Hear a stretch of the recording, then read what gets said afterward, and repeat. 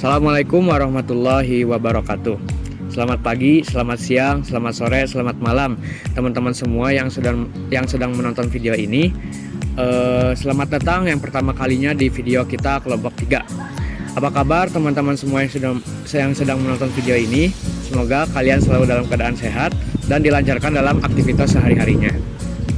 Ini adalah video kita pertama kali kelompok 3 dalam pengerjaan tugas V5. Sebelumnya izinkan saya memperkenalkan diri. Nama saya Adrenalin Muhammad Dewangga dari kelas 10 RPLB. Di sini saya bertugas sebagai pembawa acara yang akan memperlihatkan kepada teman-teman semua yang sedang menonton video ini dengan kegiatan wawancara siswa alumni jurusan RPL di SMK Negeri 1 Cimahi yang saat ini sedang datang ke sekolah kita, SMK Negeri 1 Cimahi. Sebelumnya di sini saya tidak sendiri. Sini atau ya, silakan untuk memperkenalkan diri terlebih dahulu. Nama saya Repi Reskian, saya berasal dari kelas 10 RPLB. Oke, jadi di sini sekarang kamu mau ngapain, Repi? Saya bertugas sebagai reporter yang akan mewawancari alumni di SMK 1 Cimahi ini. Oke, jadi kamu itu tugasnya sebagai reporter ya? Ya, betul sekali. Di sini juga kita ada satu teman lagi. Sini, Kang. Silakan untuk memperkenalkan diri terlebih dahulu. Izinkan saya memperkenalkan diri. Nama saya Raditya dari kelas 10 RPLB. Oke, di sini kan tugas Revi itu sebagai reporter. Kalau kamu sekarang tugasnya sebagai apa? Tugas saya menemani Revi untuk memberikan pertanyaan kepada alumni di jurusan RPL. Oke, jadi kamu itu menemani Revi untuk menjadi reporter ya? Iya. Siap. Selain kita bertiga juga, di sini ada 3 teman kita lagi yang tugasnya itu di belakang layar, jadi tidak hadir di dalam video. Ada yang sebagai kameramen, ada yang sebagai editor dan sutradara. Di antara lain ada Hani, Dava, dan juga Janapar. Nah, kalian pasti udah penasaran kan siapa alumni yang kita wawancarai dan bagaimana kegiatan selanjutnya. Jadi tanpa basa-basi lagi, langsung aja kita lanjut ke kegiatan selanjutnya. Sekarang kita sudah bertemu dengan narasumber kita, Kang Sadam, alumni angkatan RPL ke-16 dan alumni SMKN 1 Cimahi angkatan ke-45. Baik, terima kasih Kang. Sebelumnya, selanjutnya kita masuk ke pertanyaan pertama yang akan dibacakan oleh rekan saya, Radit. Kenapa dulu Kang Sadam ingin masuk ke jurusan RPL di SMKN 1 Cimahi? Oke, jadi sebenarnya mungkin cukup simpel sih. Yang pertama, jujur saya memang dari kecil tuh suka sama IT lah. Jadi dari SD itu sering ke warnet gitu. Terus memang di rumah tuh ada komputer lah, jadi sering ngoprek-ngoprek komputer. Terus ya makin kesini SMP, SMK mulai tertarik lah sama di bidang IT ini. Mulai dari game, pembuatan game, pembuatan animasi, gambar, sampai ke coding gitu. Nah, asal lain juga sebenarnya karena dulu tuh tertarik sama SMK satunya gitu. Kebetulan memang kakak tuh di SMK 1 juga. Nah, tapi setahu saya tuh memang kebanyakan di SMK 1 tuh programnya 4 tahun lah ya. Nah, dan terus saya lihat, nah RPL itu 3 tahun gitu. Nah, wah, ini 3 tahun nih, cepet lulusnya gitu. Nah, dari situ saya coba, ya udah masuk RPL aja. Mungkin simpel itu sih jawabannya. Itu kira-kira. Oh, jadi Akang dari waktu kecil suka dengan bidang IT ini? Ya, betul. Akang waktu kecil seperti bermain warnet gitu. Ya, benar banget. Dan Akang juga tertarik di bidang game. Ya, benar-benar. Baik, terima kasih Kang. Kita lanjut ke pertanyaan berikutnya. Setelah Kang Sadam lulus dari jurusan RPL di SMKN 1 Cimahi, bolehkah Akang menceritakan secara singkat mengenai pekerjaan Akang saat ini? Oke, langsung ku jawab. Jadi jujur, zaman saya tuh dulu memang zamannya COVID lah. Jadi tahun kedua dan ketiga itu waktu COVID kita dirumahkan lah. Jadi kebanyakan itu belajar dari rumah. Yang hasil saya jujur agak bingung sih waktu gimana ya gitu. Kita harus ngapain gitu. Nah, dari situ saya ketemu namanya platform Fastwork lah dan beberapa platform freelance lain. Dan situ saya baru mulai karir saat masih SMK. Nah, mulai dari situ kejadiannya ini ada satu klien yang dimana kan ini minta dibuatin sebuah logo ke saya di platform itu. Nah, di situ tuh setelah pembuatan logo, si klien ini ngontak lagi nih, bisa nggak nih kontraknya diperpanjang jadi full time, tapi di bidang web gitu. Kebetulan emang agak random sih, cuman kebetulan memang saya bisa di bidang itu. Nah, tapi karena zamannya COVID, saya nggak bisa nerima dulu untuk si pekerjaannya karena COVID dan memang belum lulus juga. Alhasil itu bisa ditunggu dulu gitu, di hold dulu untuk kontraknya. Jadi saya bisa kerja di rumah dengan mungkin benefit yang kurang lah, nggak seperti fresh grad lainnya. Nah, dari situ barulah saya ditempatkan di Jakarta karena waktu itu kontraknya disuruh pergi ke Jakarta. Nah, dari situ saya beranikan diri lah, mungkin memang ini pilihannya gitu. Saya pergi ke Jakarta dan situ saya bekerja kurang lebih di 1-2 tahun. Nah, tapi dari situ akhirnya saya pulang lagi ke Cimahi karena saya pikir yang pertama dari ongkos itu lumayan mahal lah. Saya harus ongkos sendiri, cari makan sendiri, dan situ kurang banget lah. Akhirnya saya mutusin resign dengan alasan saya juga ingin lanjut kuliah di waktu itu. Nah, kebetulan saya juga ketemu tempat kerja di tempat saya kerja saat ini di Bandung, namanya Salt ID. Disitulah baru 2 bulan sih sebenarnya, dari 2 bulan belakang saya baru tempatin di tempat kerja saya sekarang di Bandung. Paling itu sih. Oh, seperti itu. Jadi Akang dulu sempet kerja di Jakarta. Ya, betul. Dan Akang juga ini dan Akang juga sambil kuliah. Ya, sekarang baru tahun ini sih kuliah. Bagaimana sih Kang cara manage waktunya kerja sambil kuliah? Nah, ini lumayan unik sih.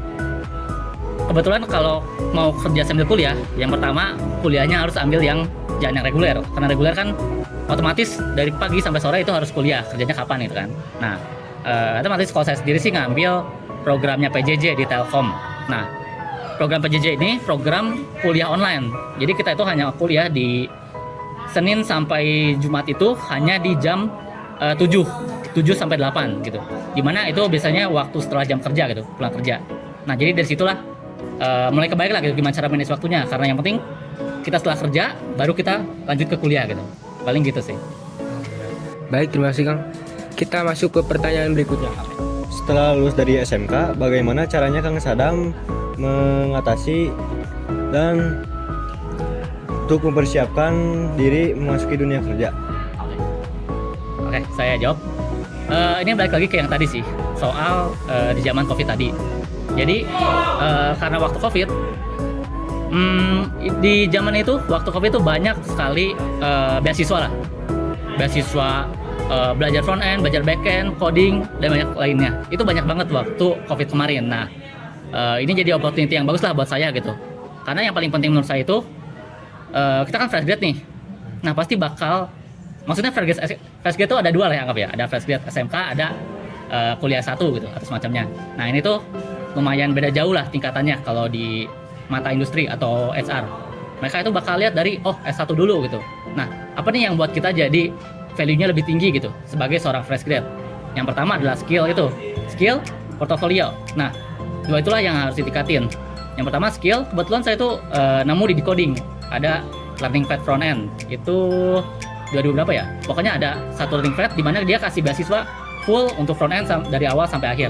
Nah, di situ saya coba tekuni itu karena kebetulan memang suka di bidang front end sampai akhirnya lulus dan dapat sertifikat. Di situ juga saya bisa cantumin nih sertifikat saya di CV gitu. Oh, saya udah bisa ini gitu.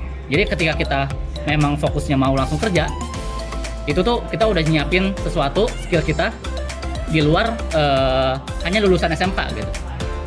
Nah, paling sisanya sih saya coba juga buat si CV ini jadi ATS friendly. Ini lumayan penting sih sebenarnya, karena HR ini sekarang tuh mulai memfilter CV dari sebagaimana dia ATS friendly. Kalau tidak ATS friendly, kadang dia langsung ditolak aja gitu.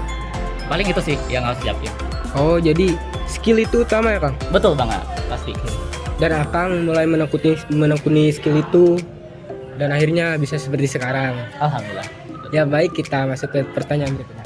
Apa kesulitan atau tantangan terbesar yang Kang Sadam alami saat bekerja dan bagaimana cara mengatasinya? Oke, langsung saya jawab aja. Ketika kerja tuh kita pasti banyak adalah struggle masing-masing nih. Cuma kalau dari saya pribadi, yang paling penting itu adalah komunikasi. Komunikasi antara orang-orang di industri lah, mulai dari ke manajer atau ke mungkin teman-teman kantor kita gitu. teman kolega. Nah, jadi waktu saya kerja dulu tuh, saya itu memang orangnya sulit lah ya komunikasi gitu, nggak orang yang lancar komunikasi gitu. Nah, kebetulan waktu pertama masuk industri itu lumayan bingung banget lah, gimana nih cara ngomong sama orang. Nah, jadi waktu saya kerja di Jakarta ini banyaklah hal-hal yang bikin mungkin jadi pelajaran bagi saya gitu. Mulai dari deadline, timeline, dan produk yang saya kerja itu nggak sesuai harapan dari si manajer atau atasan saya lah. Nah, itu bukan karena saya kurang mampu atau apa. Ini yang paling utama itu karena saya memang nggak bisa nih ngasih tahu nih kalau saya tuh ada kendala. Jadi saya tuh nggak pernah ngasih tahu ketika saya ada delay. Oh, ini projectnya bakal ada delay, atau saya tuh kesulitan di kerjaan ini, saya tuh nggak pernah bilang gitu. Nah, ini yang bikin si manajer atau atasan saya tuh bingung gitu. Dan waktu hari H baru nih ketahuan gitu yang saya nggak kasih tahu itu. Ini yang bikin nggak sesuai dari deadline atau timeline yang dikasih di awal. Nah, ini menurut saya hal yang fatal banget gitu di dunia industri, dimana walaupun kita memang kurang bisa dalam satu hal, kita tuh harus terbuka lah gitu komunikasi dengan atasan kita. Saya kurang ini atau saya nggak bisa ini gitu. Itu hal yang banget harus dikasih tahu lah. Apalagi waktu itu saya tuh orangnya gak enakan banget gitu. Jadi takutnya ini ganggu kerjaannya manajer saya gitu. Jadi kadang saya pendem dulu aja gitu. Nah, ini yang telah saya pelajari, telah saya alami itu hal yang jangan banget dilakuin gitu. Jadi kita tuh janganlah gak enakan gitu sama orang di industri gitu. Harus dibedakan lah mana personal, mana dunia kerja gitu. Dunia kerja tuh profesional lah, nggak boleh ada hati gitu yang sangkut situ. Nah, situ terus yang mulai cara saya ngadapinya itu, yang pertama sebenarnya kalau saya sendiri itu dari pengalaman saya kerja sih, saya mulai berani ngomong sama orang, mulai berani ngasih tahu nih kekurangan saya di sini gitu, kekurangan saya di sini. Atau kalau saya pribadi sih waktu kerja di Jakarta itu sempat saya minta nih ke manajer saya itu ngasih tahu, Mas atau Kang, saya ini ketika kerja selama berbulan-bulan ini kira-kira dari pandangan Kang ini gimana ya gitu, apakah saya ada kurang sesuatu atau apa. Itu ya kalian ragu itu boleh banget sih ditanyain, soalnya kalau sama manajer itu pasti bakal dibantuin gitu, nggak mungkin lah nggak dijawab gitu. Itu sih yang paling paling penting. Intinya itu kita harus open communication lah, janganlah ada nggak enak gitu sama orang-orang gitu. Itu sih paling. Oh, jadi komunikasi adalah salah satu hal yang paling penting dalam bekerja. Dan apakah attitude sama pentingnya dengan komunikasi? Oke. Itu mungkin bersampingan lah ya. Karena attitude itu pasti ada hubungan sama komunikasi. Gimana cara kita ngomong sama orang, ngomongnya kasar atau gimana cara ngomong yang baik dan benar. Itu sebenarnya saling berhubungan sih, dan itu dua-duanya penting banget. Baik Kang, terima kasih. Kita lanjut ke pertanyaan berikutnya. Apa pesan atau saran yang ingin Kang Sadam sampaikan kepada para siswa yang masih menempuh jenjang SMK khususnya di jurusan RPL? Nah, ini mungkin menarik sih. Jadi jawabannya adalah mungkin saran saya buat teman-teman yang masih di SMK. Yang pertama itu, kalau kalian ada suatu hal yang kalian sukai, mungkin itu di dalam lingkup RPL atau di luar itu nggak masalah sebenarnya. Mungkin kalian tiba-tiba nih suka suka gambar gitu, mungkin masih ada sangkut pautnya sih ya. Itu kita dalami aja gitu, kita coba explore sedalam mungkin. Mungkin mulai dari ikutan beasiswa atau ikutan webinar gitu. Itu kita coba aja gitu, walaupun mungkin kadang kita kan malas gitu kan, mungkin banyak tugas gitu, jadi nggak ada waktu lah buat kita ngelakuin hal itu gitu. Tapi cobalah sempetin gitu untuk ngelakuin hal yang kita suka. Itu yang paling penting sebenarnya, hal yang kita suka. Soalnya kalau kita udah suka tuh nggak bakal terlalu berat gitu. Karena kalau kita ngerasa aduh ini tuh kayak kita nggak ngerasa suka banget sama kayak gini gitu, itu jangan nggak usah dipaksain lah. Mulai dulu dari hal yang kita suka gitu, kita sukanya di bidang apa, kita dalami itu gitu. Nah, itu yang pertama nih. Yang kedua mungkin sih yang saya alami gitu, yang kedua itu, walaupun kalian mungkin tujuannya tuh pengen banget setelah SMK kita pengen kerja gitu, atau kita pengen lanjut karir gitu, atau mungkin kuliah atau apapun itu gitu, kita ngejar mimpi lah gitu.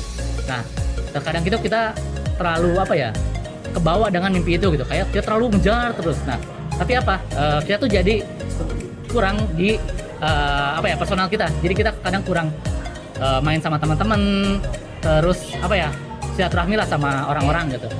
Itu menurut saya itu sayang banget gitu. Saya justru jujur ngerasain gitu, karena dulu saya COVID gitu, itu nggak ada waktu buat ngobrol sama temen atau ketemuan. Itu apa ya, saya tuh ngerasa baru menyesalnya sekarang gitu, karena sekarang kan udah susah nih, orang-orang udah pada kuliah, udah pada kerja mungkin di kota berbeda, jadi susah lah buat kumpul-kumpul lagi. Nah, jadi di samping kita ngejar mimpi, bisalah kita juga untuk enjoy the process gitu.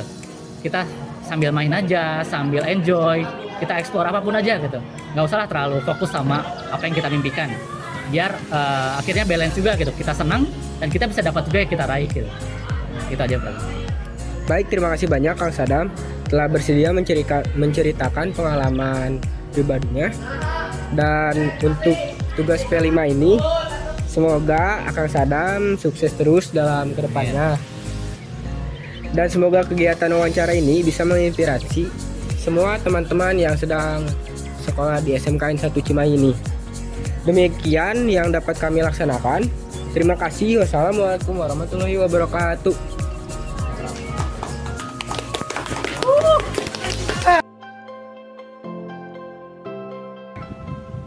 Baik, itu dia kegiatan vlog wawancara hari ini dari kelompok 3 untuk tugas P5. Semoga kegiatan wawancara ini bisa menginspirasi dan memotivasi kita semua. Maka dari itu, saya selaku pembawa acara pada vlog hari ini meminta maaf yang sebesar-besarnya kepada teman-teman semua yang sudah menonton video ini atas kesalahan dan kekurangan yang ada di kegiatan vlog kita hari ini.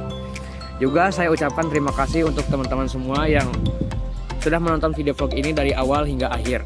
Demikianlah yang dapat saya bawakan pada hari ini. Barakallahu li wa lakum. Assalamualaikum warahmatullahi wabarakatuh.